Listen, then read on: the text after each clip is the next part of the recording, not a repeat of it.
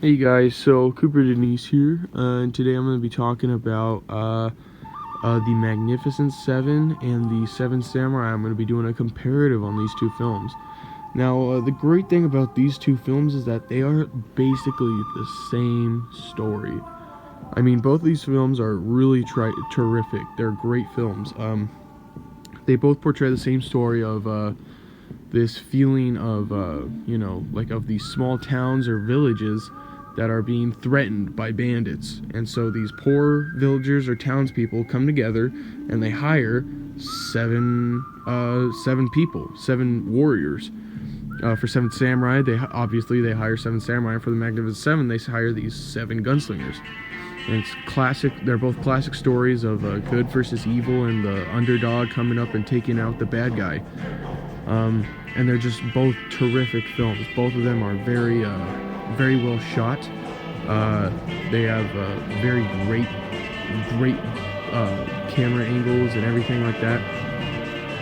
Something I really love, especially, is the camera work in Seven Samurai, especially for such an older film. It captures so many very mysterious and very just really great views of such things, and the way they capture dust moving through the wind in such scenes such as the funeral after the first samurai is killed. The way they capture the dust coming off of the floor and off the ground, it's just terrific. It's amazing. It's beautifully shot. And for Magnificent Seven, it's great everything, really great. Just great special effects, great everything, and great actors as well. I mean, Denzel Washington and Chris Pratt. I mean, those two powerhouses alone, you know it's going to be a great film. Now, on to some of the things that are a little different.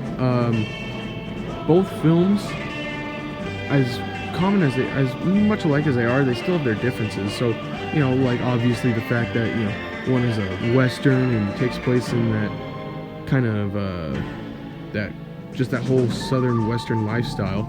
And then there's the Seven Samurai, and the characters are also kind of different. So with Magnificent Seven, you have they're all generally the same.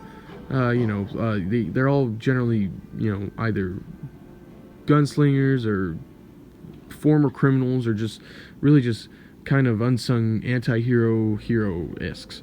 Whereas in Seven Samurai, each one is different from the last. You have the young samurai who's just getting out on his feet and is looking to conquer his first battle and dreaming of getting his own castle and his own army and becoming like a shogun, basically. And then you have the old one who's battle hardened and knows all this, all of the strategies and everything. And then you move on. You have this one that's just a complete drunk. He's reckless, but he's very violent and passionate about what he does when he does it. And then you have a couple comedian guys. You have and then you have this one last one who's just completely dedicated to the way of samurai, and just completely, I guess you could say, zen with how he is. It's terrific. It really shows the level of commitment that these men had to becoming samurai. Now, on to another thing. Both of these films could be classified as Western, in my opinion. Now, obviously, The Magnificent Seven is considered a Western because it features cowboys and six-shooters and the whole, Wild Wild West theme. But the way I see Seven Samurai is also as a Western because it portrays kind of the same things.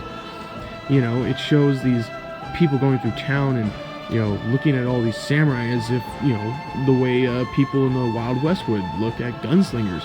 There was all these samurai and all these pistoliers walking around, and people could hire them for work, for protection.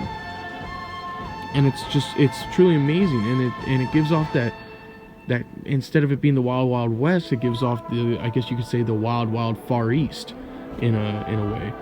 And it portrays this feeling of Western civilization, not Western civilization. It just gives off this feeling of Western Wild Wild West, where it's gunslingers only samurais and bandits trying to take over towns and threatening the lives of peasants. and it just gives off that same feeling that that the Western movies gave off to me. You know, I watch Seven Samurai and I get the same feeling I'd watch when I watch True Grit. And I mean, even there's other samurai films by the same director of Seven Samurai that give off that same feeling, because there are parts where there are two samurai that will duel, and duels have been in almost every Western movie I've ever watched, whether it's one person against one person or one against a bunch, or every iconic Western features duels, it seems like. So it kind of doesn't surprise me that when watching these old samurai movies from Japan, you get that same kind of feeling you get when you're watching a Western movie from the 50s or 60s or 70s. And it seems like they almost coincide, as if they were just made to meld together well. And it somehow oddly works together, and I think both of them are great films, and I just really loved everything about these films. And I'll see y'all on the other side. Kubernetes. See you later.